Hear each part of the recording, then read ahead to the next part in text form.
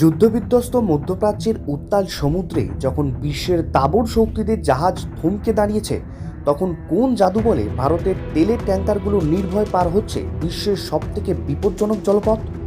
America আর ইসরায়েলের missile যখন ইরানের আকাশ কাঁপিয়ে দিচ্ছে, তখন কেন তেহরান নিজে থেকে ভারতকে সেফ প্যাসেজ দিচ্ছে? এটা কি কেবল কূটনৈতিক সাফল্য, নাকি 2026-এর বদলে যাওয়া পৃথিবীতে ভারতের এক নতুন শক্তির উত্থান? চলুন আজকের এই ভিডিওতে সেই বিষয়ই জেনে নেওয়া যাক। প্রথমে বোঝা দরকার এই এলাকাটি কেন এত গুরুত্বপূর্ণ।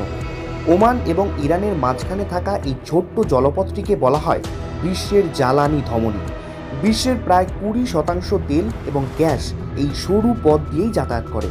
বর্তমান পরিস্থিতিতে মার্কিন ইসরায়েল বনাম ইরান সংঘাতের ফলে এই পথটি এখন কার্যত মৃত্যু ফাঁদে পরিণত হয়েছে। কোনো দেশই সাহস পাচ্ছে না তাদের জাহাজ এই পথে পাঠানোর।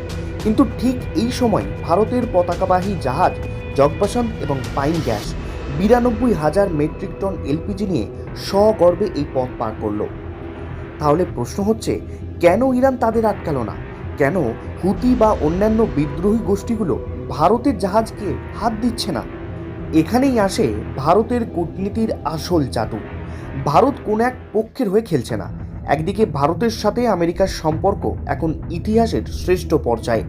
প্রতিরক্ষা থেকে শুরু করে প্রযুক্তি, সব ক্ষেত্রে ভারত আমেরিকার ঘনিষ্ঠ মিত্র। আবার অন্যদিকে ইরানের চাবাহার বন্দরে ভারত কয়েক হাজার কোটি টাকা বিনিয়োগ করেছে। ইরান জানে তাদের অর্থনীতি যদি কিছুটা হলেও সচল রাখতে হয়, তবে ভারতের সাথে সুসম্পর্ক রাখা ছাড়া দ্বিতীয় কোনো পথ নেই। এই যে দুই নৌকায় পা দিয়ে নিজেকে ডুবতে না দেওয়া, একে বলা হয় স্ট্র্যাটেজিক অটোনমি, যা ভারত কিন্তু খুব ভালোভাবেই জানে। ভারত প্রমাণ করে দিল যে দিল্লি এখন আর ওয়াশিংটন বা মস্কোর নির্দেশে চলে না, দিল্লি চলে তার নিজের স্বার্থে। ভারত বর্তমান বিশ্বের তৃতীয় বৃহত্তম এলপিজি আমদানিকারক দেশ। আমাদের দেশের কোটি কোটি রান্নাঘরে যে সিলিন্ডার জ্বলে, তার বড় একটা অংশ আসে ওই মধ্যপ্রাচ্য থেকে।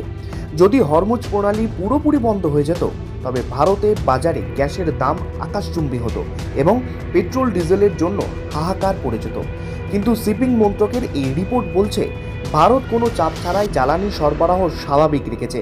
এটি ভারতের সাধারণ মানুষের পকেটে টান পড়তে দেয়নি, যা এই মুহূর্তে একটা বিশাল অর্থনৈতিক জয়।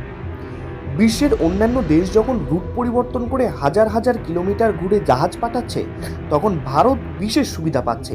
এর পিছনে মূলত দুটো কারণ লুকিয়ে রয়েছে।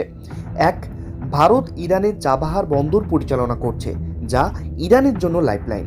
এবং দুই, ইউক্রেন যুদ্ধ হোক বা মধ্যপ্রাচ্য, ভারত সবসময় আলোচনার মাধ্যমে সমস্যা সমাধানের কথা বলেছে। এই নিরপেক্ষ ইমেজই আর যুদ্ধের ময়দানে ভারতীয় পতাকাকে এক ধরনের নিরাপত্তার কবচ হিসাবে কাজ করাচ্ছে। 2026 সালের এই ভূ রাজনৈতিক প্রেক্ষাপট পরিষ্কার করে দিচ্ছে যে ভারত এখন কেবল দক্ষিণ এশিয়ার শক্তি নয়, বরং গ্লোবাল সাউথের এমন এক নেতা যাকে উপেক্ষা করার ক্ষমতা আমেরিকা বা ইরান কারোরই নেই। হরমুজ প্রণালী দিয়ে ভারতের এই জয়যাত্রা আসলে নতুন ভারতের আত্মবিশ্বাসের প্রতীক। আপনার কি মনে হয়, ভারতের এই ভারসাম্যপূর্ণ কূটনীতি কি আগামী দিনে মধ্যপ্রাচ্যের শান্তি ফেরাতে কোনো বড় ভূমিকা নিতে পারবে? মতামত জানান কমেন্ট করে। এবং আরও জিওপলিটিক্যাল ভিডিও পেতে এখনই সাবস্ক্রাইব করুন আমাদের চ্যানেল নিউজ 20 বাংলা। ধন্যবাদ।